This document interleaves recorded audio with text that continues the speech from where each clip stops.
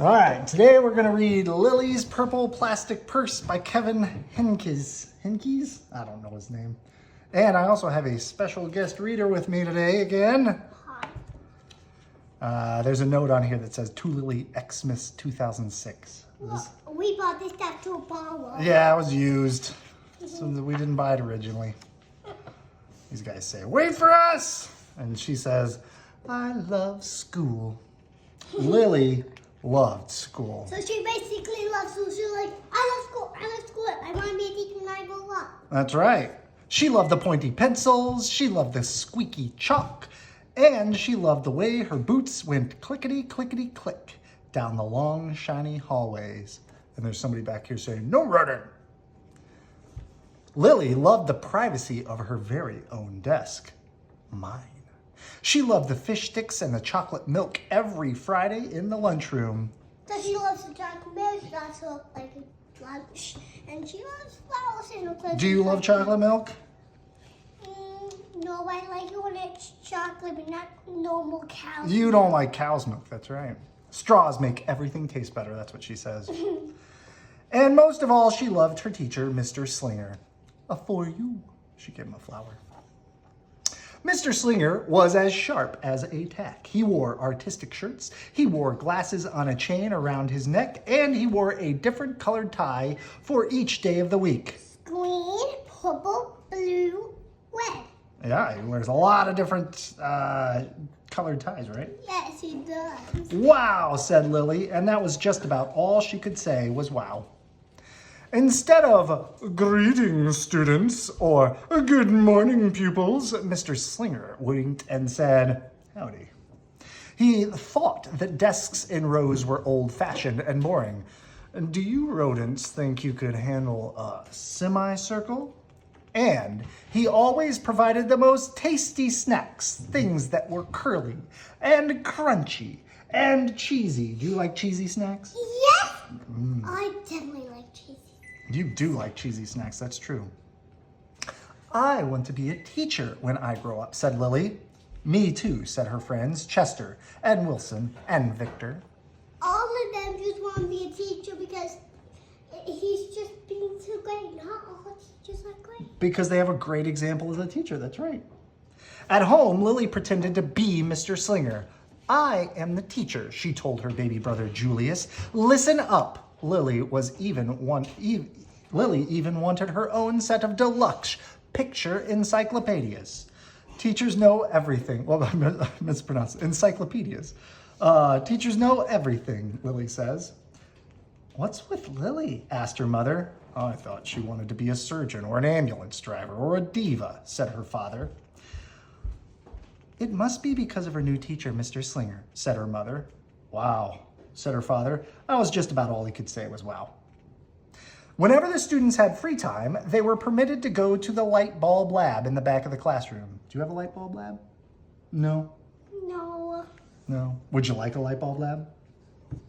No. All right. They expressed their ideas creatively through drawing and writing, and Lily went often.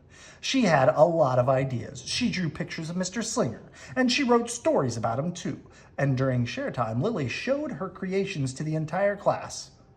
Wow, said Mr. Slinger. That was just about all he could say was wow. And at the very last second, Mr. Slinger saved the cold, starving elderly. And there's a big, friendly Mr. Nice Teacher pictured up there. When Mr. Slinger had bus duty, Lily stood in line even though she didn't ride the bus. Lily raised her hand more than anyone else in class, even if she didn't know the answer. What do you think she's saying? Me. Call on me, please, please. And she volunteered to stay after school to clap erasers. I want to be a teacher when I grow up, said Lily. Excellent choice, said Mr. Slinger. Now he wrote yellow. He's wearing a yellow tie, that's right.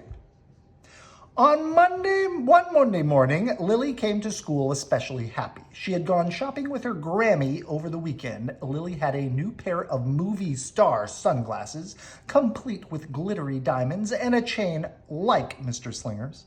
She had 3 shiny quarters, and best of all, she had a brand new, what was it? Purple purse that sings music when you open it.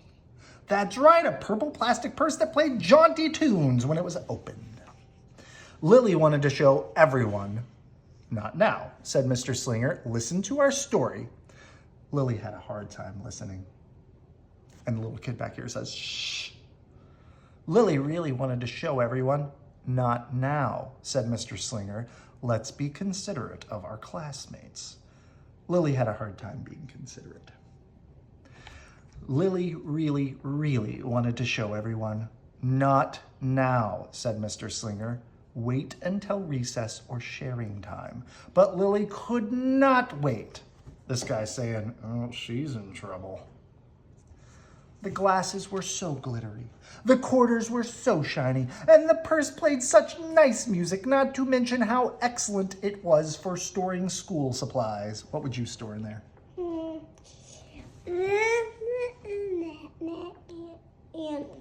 And some dollars and my stuffy and some more and Your stuffed animal? yeah, and then a couple of cake things to make cake and some sprinkles and frosting. Oh, man, you got a lot in your purse. Sprinkles and frosting, my goodness. Look, Lily whispered fiercely. Look, everyone, look at what I've got. And everyone looked, including Mr. Slinger. He was not amused. I'll just keep your things at my desk until the end of the day, said Mr. Slinger. They'll be safe there, and then you can take them home. Lily's stomach lurched. She felt like crying. Her glasses were gone. Her quarters were gone. Her purple plastic purse was gone. Lily longed for her purse all morning. She even was too sad to eat the snack Mr. Slinger served before recess. That afternoon, Lily went to the light bulb lab, and she was still very sad. She thought and she thought and she thought, and then she became Mad. angry. She thought and she thought and she thought some more, and then she became furious. Good job. She thought and she thought and she thought a bit longer, and then she drew a picture of Mr. Slinger. Do you see how angry she is? Yeah. And the picture, right before the last bell rang, Lily sneaked the drawing into Mr. Slinger's book bag. It says, big, fat, mean Mr. Teacher. He has claws and he's bad. He's a thief. He's bad again. Wanted by the FBI. I do not want to be a teacher when I grow up. That's what she says. When all the students were buttoned and zipped and snapped and tied and ready to go home, Mr. Slinger strolled over to Lily and gave her her purple plastic purse back. It is a beautiful purse, said Mr. Slinger. Your quarters are nice and jingly, and those glasses are absolutely fabulous. You may bring them back to school as long as you don't disturb the rest of the class. I don't want to be a teacher when I grow up, Lily said, and she marched out of the classroom. On the way home, Lily opened her purse. You see it's playing music.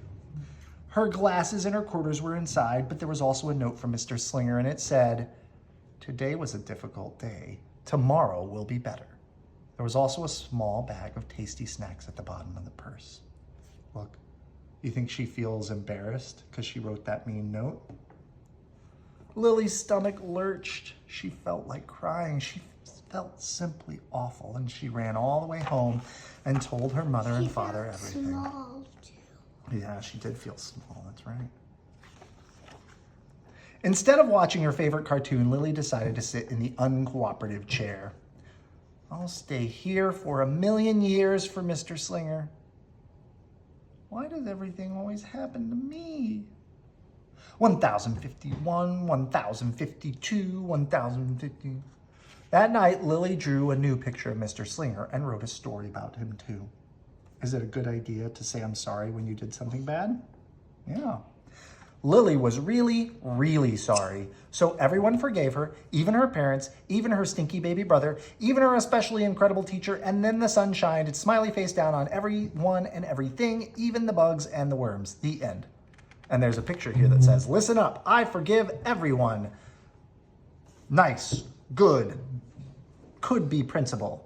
I am really, really, really, really, really, really, really, really sorry. Those are all the worms and stuff. And she says, I'm an author. Lily's mother wrote a note, and Lily's father baked some tasty snacks for Lily to take to school the next day. I think Mr. Slinger will understand, said Lily's mother. I know he will, said Lily's father. How could he resist my no-frills cheese balls? What does the note say? The next morning, Lily got to school early. These are for you, Lily said to Mr. Slinger, because I'm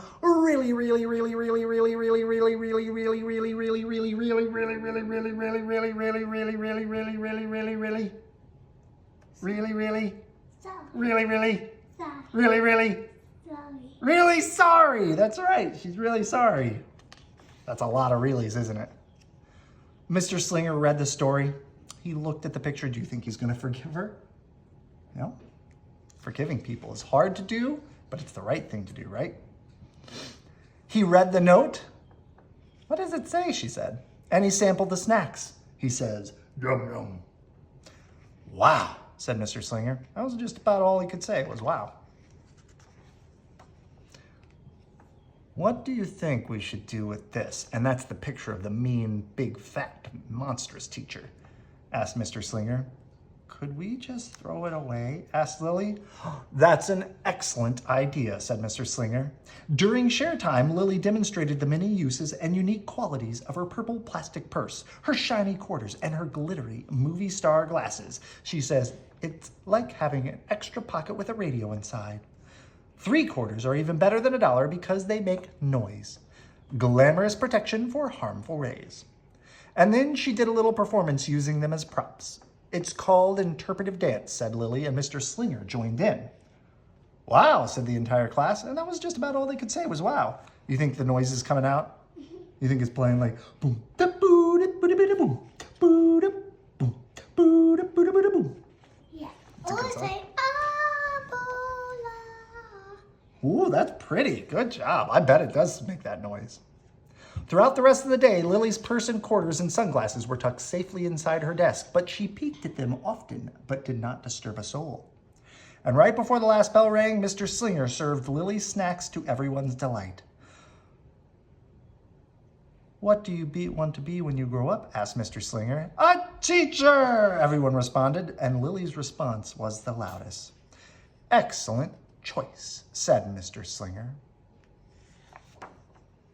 As the pupils filed out of the classroom, Lily held her purple plastic purse close to her heart. Mr. Slinger was right. It had been a better day. Lily ran and skipped and hopped and flew all the way home. She was so happy, and she really did want to be a teacher when she grew up. That is, when she didn't want to be a dancer or a surgeon or an ambulance driver or a diva or a pilot or a hairdresser or a scuba driver or a computer programmer or a book reader or something else. What else? You don't know? oh, she's a haircut. Yeah, she's a hair cutter there. Oh, she's an ambulance driver there. She goes, accident, wee-oo, wee-oo, wee-oo. I think she's a diva here. She's a scuba diver. And the dancer, there's the surgeon. Hold still, the doctor's here. And I think this is a pilot. Ready for takeoff. All right. Was that a good book? Yeah. Yeah. All right. Good night. I love you.